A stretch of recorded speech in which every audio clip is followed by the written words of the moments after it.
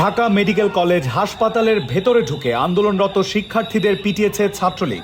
সোমবার সন্ধ্যা 7:15টার দিকে লাঠিসোঁটা নিয়ে সংগঠনটির 20-25 জন নেতাকর্মী হাসপাতালের ইমার্জেন্সিতে ঢুকে পড়ে। এ সময় সেখানে চিকিৎসাধীন আহতদের সঙ্গে থাকা শিক্ষার্থীদের ওপর হামলা করে তারা। অনেকে ভয়ে হাসপাতালের বিভিন্ন কক্ষে আশ্রয় নেন। 7টা 27 মিনিটে ছাত্রলীগ নেতাকর্মীরা হাসপাতাল থেকে বের হয়ে যায়।